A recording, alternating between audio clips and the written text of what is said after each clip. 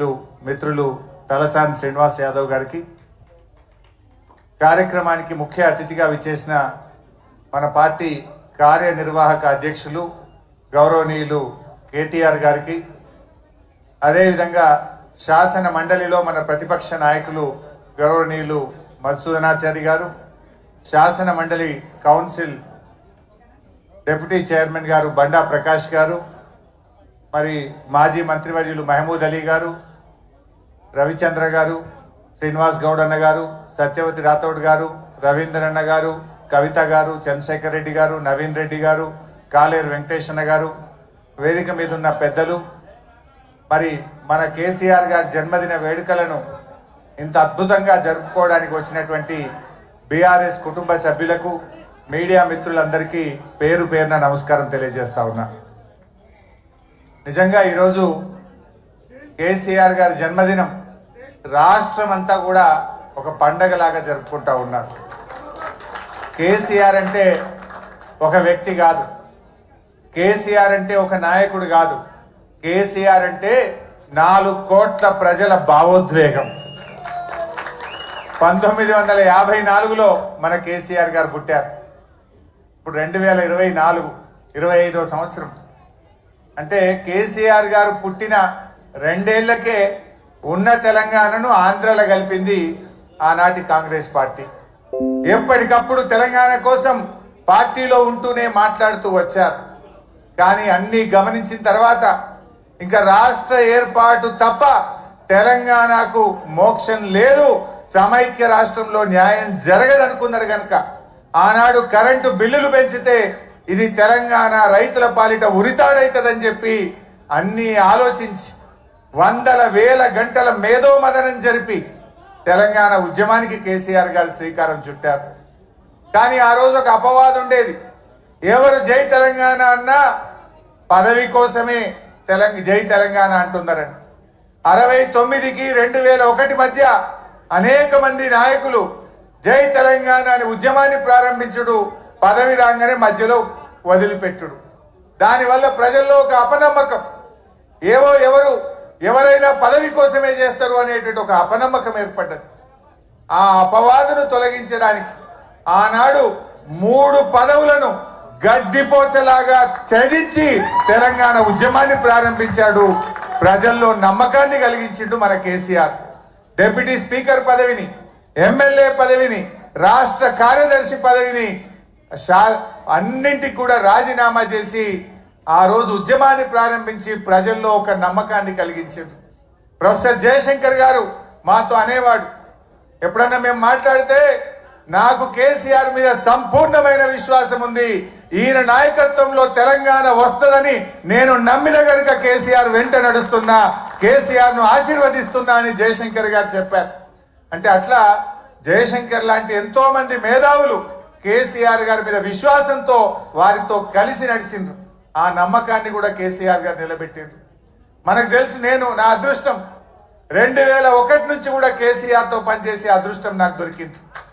నేను చూసేవాడిని కేసీఆర్ ఎంత మదన పడేవాడో, ఎంత బాధపడేవాడో దగ్గరగా చూసేవాడిని.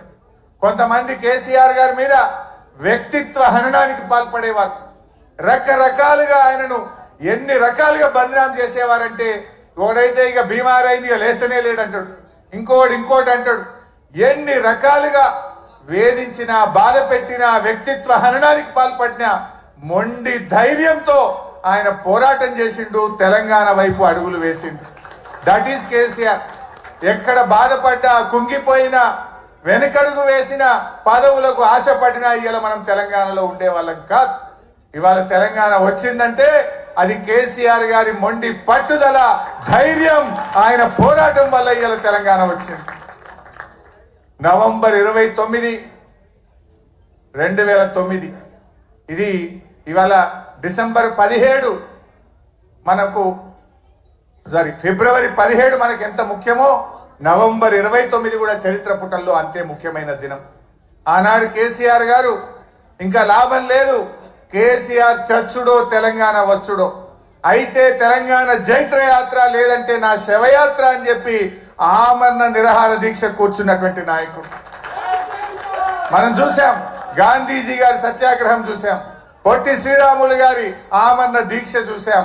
మరి నాడు కేసీఆర్ గారు కూడా ఆమరణ నిరాహార దీక్ష కూర్చొని ఢిల్లీ పీఠాన్ని కదిలించి డిసెంబర్ 9, 2009 ప్రకటన వచ్చిందంటే అది కేసీఆర్ గారి దీక్ష ఫలితం అని కూడా మనం గుర్తు చేసుకోవాల్సిన అవసరం ఉంది. నిజంగా ఆయన ఆ రోజు దీక్ష పూనుకోకపోతే ఇవాళ తెలంగాణ ప్రకటన వచ్చేదా? ఎవడెవడో ఏదో మాట్లాడుతున్నాడు. ఆ రోజు చిదంబరం గారు నాకు బాగా గుర్తు, కేటీఆర్ గారు, మా మధుసూనాచారి గారు, జయశంకర్ గారు అందరం కూడా అక్కడే ఉండేవాళ్ళం. చిదంబరం గారు ఫోన్ చేసి ఢిల్లీ నుంచి కేసీఆర్ గారు దీక్ష విరమించండి, మేము తెలంగాణ ప్రక్రియ ప్రారంభిస్తామన్నారు. మీ మాటలకు మేము మోసపోం. మీరు స్పష్టంగా ఢిల్లీ నుంచి తెలంగాణ రాష్ట్ర ఏర్పాటు ప్రక్రియ ప్రారంభిస్తున్నామని స్పష్టమైన ప్రకటన కేంద్ర ప్రభుత్వం నుంచి చెప్తే తప్ప నా దీక్ష విరమించను అని చెప్పి కేసీఆర్ గారు చెప్పింది. అప్పటికి 11 రోజులైంది. మనిషి ఆ మంచం మీద నుంచి ఒక్కొక్కసారి వణుకుతో దాదాపు ½ ఫీట్ ఎగురుతా ఉండే బాడీ. తన కంట్రోల్లో తాను లేదు, కానీ ఆ పట్టుదల మాత్రం సడలేదు. మా కళ్ళల్లో నీళ్లు తిరుగుతున్నాయి, ఎంతో బాధపడ్డాం. కానీ ఆయన మాత్రం కేంద్ర ప్రభుత్వం తరఫున రాష్ట్ర ఏర్పాటు ప్రక్రియ ప్రారంభమైందంటేనే దీక్ష విరమిస్తా అన్నాడు. ఆ రోజు మీరే రాసి పంపండి అంటే జయశంకర్ సారు తన స్వహస్తాలతో తెలంగాణ రాష్ట్ర ఏర్పాటు ప్రక్రియ రాసి ఢిల్లీకి పంపిండు. గదే చిదంబరం గారు ఢిల్లీ నుంచి అనౌన్స్ చేసింది. అది ఆ రకంగా తెలంగాణ తెచ్చుకున్నాం. తెలంగాణ తేవడమే కాదు, తెచ్చిన తెలంగాణను, అప్పుడే పుట్టిన బిడ్డను కన్న తల్లి ఎంత ప్రేమగా పెంచుకుంటుందో కేసీఆర్ గారు 10 ఏళ్లలో తెలంగాణను ఒక తల్లిలాగా తీర్చిదిద్దాడు. ఒక తల్లిలాగా, ఒక తండ్రిలాగా ఈ తెలంగాణను బంగారు భవిష్యత్తు వైపు అడుగులు వేసింది.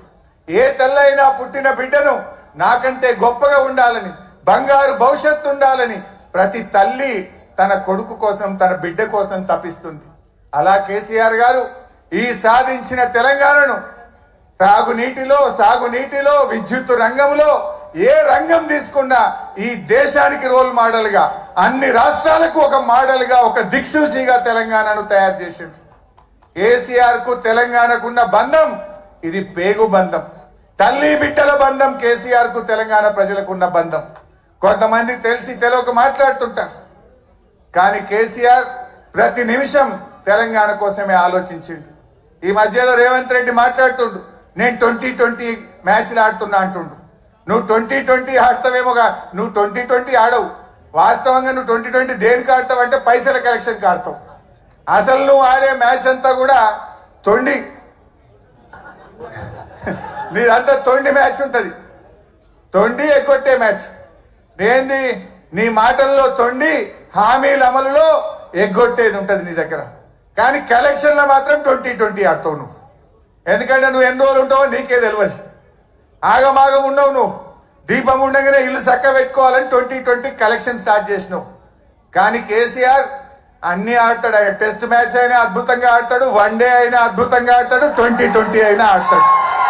ఎప్పుడు ఏదాల్లో గదా ఆడతాడు కేసీఆర్. ఎప్పుడు ఏదాల్లో ఆడతాడు. అవసరమైతే డిఫెన్స్ కొడతాడు, అవసరమైతే 6 కొడతాడు. కానీ ఇవాళ తెలంగాణ ప్రజలు ఏ పల్లెల్లో పోయినా, ఎక్కడ పోయినా ఏమంటున్నారు? మళ్ళీ కేసీఆరే రావాలి, మా కేసీఆర్ మాకు కావాలి అని ప్రతి నోట.